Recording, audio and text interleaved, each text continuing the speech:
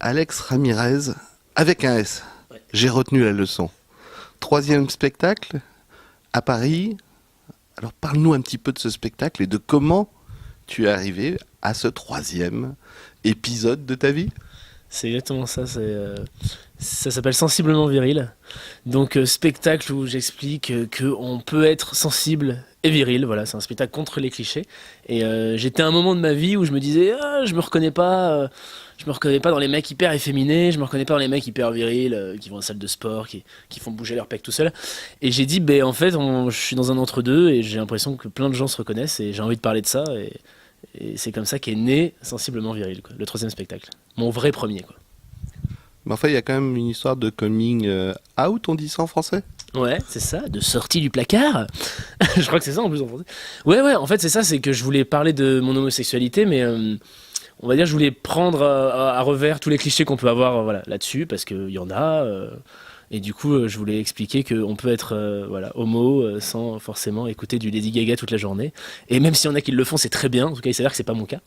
Et je voulais surtout expliquer que voilà, on peut être qui on veut, on peut avoir la sexualité qu'on veut et avoir les mêmes problèmes que tout le monde. Enfin, cette idée de normalité, elle est hyper importante dans la société. Et je voulais montrer que finalement, personne n'est normal, donc tout le monde l'est, quoi. Il y a une espèce de, donc on rigole des mêmes travers que si j'avais été hétéro, quoi, en fait. On pourrait penser que le public serait choqué. Tu vas comprendre la raison de ce que je dis par ton spectacle. Mais je l'ai vu un soir. La salle était, je vais dire, à moitié pleine d'enfants, de scolaires. Ils avaient entre 7 et 10 ans et ils se marraient comme pas possible. Donc je crois que tu apportes la preuve qu'on peut parler de certaines choses et que ça peut intéresser les gens de tous les âges. Je crois que c'est la fameuse phrase, est-ce qu'on peut rire de tout? Et moi je pense qu'on peut rire de tout tant que c'est drôle et que c'est bien fait. Je dis pas ça pour me lancer des fleurs, je dis juste que je pense qu'on peut parler de n'importe quel sujet, et même à un public d'adolescents. Au final, en plus le spectacle parle pas que de ça, justement, c'est dit au début, puis après on va parler de justement la salle de sport, le couple, les premiers rendez-vous, et finalement c'est des situations, moi j'aime jouer des situations avec des personnages, et c'est de ça qu'on se marre, et je pense que ça touche voilà, les jeunes, les vieux, les hétéros, les homos, ceux qui savent pas trop, et c'est ça qui me va en fait. Tu dis que Oui. tu parles de salle de sport, c'est des milieux connus ou que tu connais par ouï dire. En fait, le principe de la salle de sport, c'est vraiment du vécu parce que je me suis inscrit dans une salle de sport tout en sachant que la démarche était tellement superficielle. Enfin, c'est juste pour, enfin, surtout c'est juste pour l'apparence. J'ai pas besoin j'ai pas besoin de soulever des meubles tous les jours. Donc, et du coup, je pense que je voulais exorciser ce sentiment d'inutilité. Pourquoi on fait ça? Et justement, je parle de ça, du fait que c'est un peu j'ai un peu une espèce de honte d'y aller. Et les gens se reconnaissent parce que finalement, il y a aussi toujours cette pression, rien que on va dire que je me suis fait avoir comme un con. Et j'avais envie de parler de ça parce que je trouve que c'est plus drôle quand on se moque de soi, en fait. J'aime bien ça. Et du coup, ça a été le point de départ. Et après, il y avait, on va dire, les sketchs naissent de frustration. Souvent, voilà, mes amis qui viennent d'avoir des enfants, qui sont insupportables, j'avais envie d'en parler. Moi qui suis ridicule à la salle de sport, moi qui suis ridicule quand j'ai des premiers rendez-vous, moi qui suis ridicule. Concrètement, c'est moi qui suis ridicule dans plein de situations. C'est un moyen de mieux les vivre. Et on va dire que j'ai mis 3 mois. J'ai mis 3 mois à l'écrire.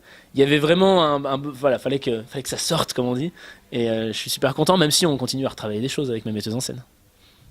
Premier jet, il reste quoi maintenant? J'imagine que ça a beaucoup évolué en quelques semaines, quelques mois. Et bah alors, figurez-vous que il reste pas mal de choses. En fait, on a eu, je sais pas, il y a une bonne base de départ, d'écriture. On a surtout coupé des choses en fait, parce qu'il y avait beaucoup, c'était riche, c'était plus long, il y avait plus de sketchs, et on en a enlevé pour vraiment prendre le temps de se concentrer sur les différents sketchs, et au final on a gardé cette espèce de... Enfin, quand on écrit, il y a une espèce d'élan, enfin moi c'est comme ça que j'écris, des fois je vais pas écrire pendant 3 semaines, et d'un coup je vais écrire un sketch en une journée. Je dirais pas qu'il est drôle tout de suite, mais en tout cas on y travaille. Et en tout cas voilà, là, on a gardé cette essence, je sais pas, cette trame, et je suis super content parce que si en rajoutant des blagues on avait perdu un peu le fond, je pense que ça se serait ressenti et c'est pas ce que je voulais, quoi. Qu'est-ce qui te dérange encore dans ce spectacle? Il est trop court. Et trop court, moi je veux faire 2h15 à l'Olympia, voilà, donc c'est ça qui est dérangeant, c'est absolument insupportable. 1h10, je m'ennuie moi le reste du temps. Non, je dirais ça, après j'imagine des choses pour des très grandes salles, avec peut-être des chorégraphies, des danseurs, des danseuses, on sait pas, il y a plein de choses à créer encore. Non, j'adore mon spectacle, je pourrais pas dire quelque chose qui me dérange vraiment, j'ai envie qu'un maximum de personnes le voient, quoi, tout simplement. Et parle-nous un peu de comment tu es arrivé à ces deux premiers avant celui-là. Et bah en fait c'était comme j'ai pas fait d'école on va dire, j'ai pas fait d'école de théâtre. J'étais à l'école, j'ai été scolarisé hein, bien sûr, je sais compter. Et en fait j'ai appris avec les deux premiers. Ça veut dire que le premier spectacle c'est pas moi qui l'ai écrit. Voilà, c'était Jocelyn Flippo, voilà que je salue au passage. Et en fait, le deuxième, j'ai appris à écrire, donc ça parlait de mes 25 ans, la crise des 25 ans, le quart de siècle.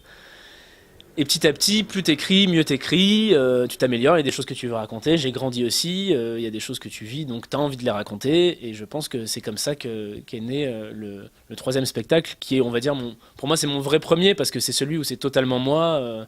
Il y a vraiment, j'essaye vraiment d'être honnête et dans tous mes défauts, et c'est ça qui est drôle d'ailleurs.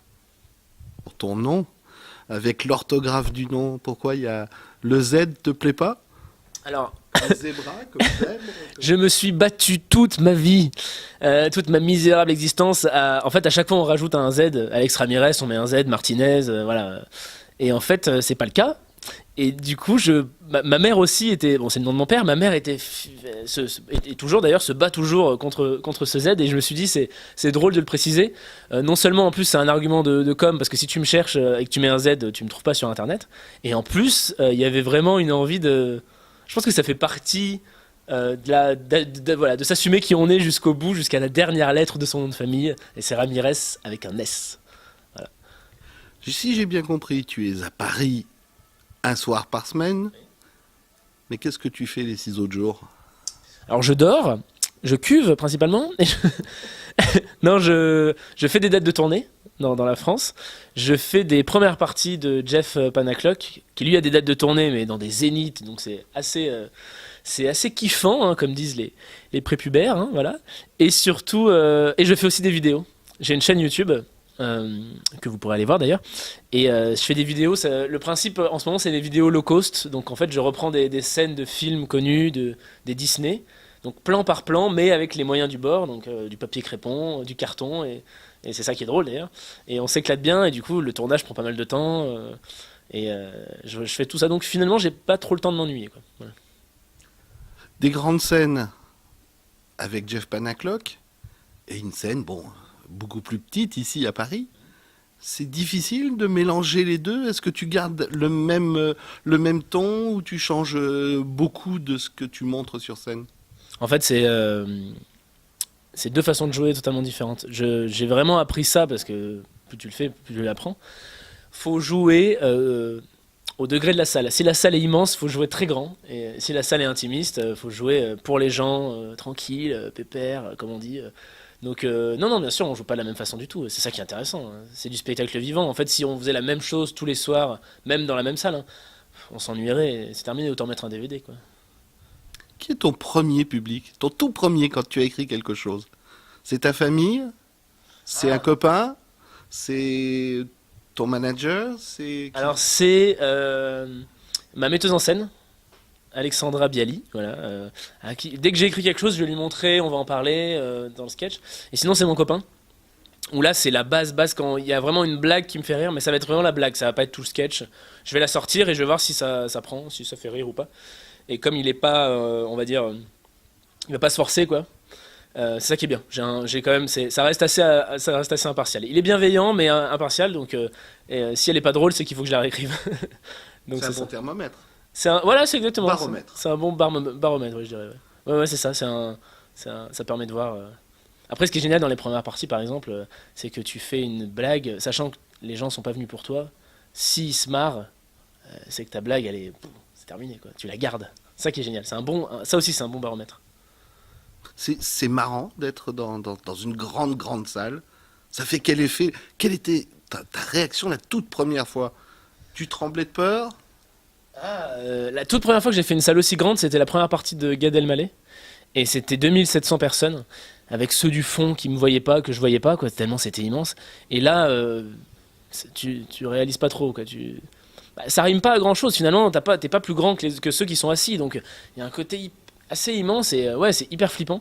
Et là maintenant, avec Jeff, c'est pas pareil parce que c'est régulier, on va dire, on s'amuse. Il m'annonce, il y a vraiment un truc sympa. Et moi, j'aime beaucoup son public aussi, qui est super à l'écoute, super, super envieux de découvrir en fait.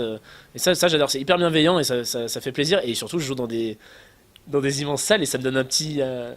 J'ai envie de venir avec mon spectacle en entier, quoi. Ça donne un petit goût de, je sais pas, un petit échantillon de ce que j'aimerais avoir plus tard, quoi. Alors, tu es pour combien de temps à Paris dans cette salle? Alors, je dirais encore un an déjà. À la rentrée, on va sûrement passer à plusieurs jours par semaine. On ne sait pas encore, on va voir en fonction des dates de tournée, parce que le spectacle fonctionne bien et on a envie que plein de gens le découvrent. Et donc je dirais ouais, le but. Après moi je vis à Paris, donc le but c'est de continuer à jouer à Paris le plus possible. Donc, on se retrouve dans combien de temps avec un quatrième spectacle, puisqu'il faut parler du futur, là. Oula, mais alors attendez bien.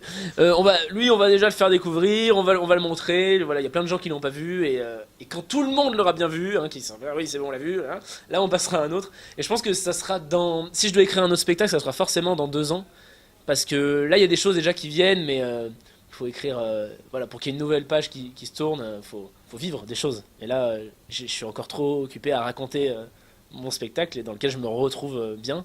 Et quand je pense que je trouverai qu'il est un peu daté, pour moi en tout cas, pour mes ressentis, je passerai à autre chose, ouais. Un autre spectacle peut-être. Donc suspense en fait.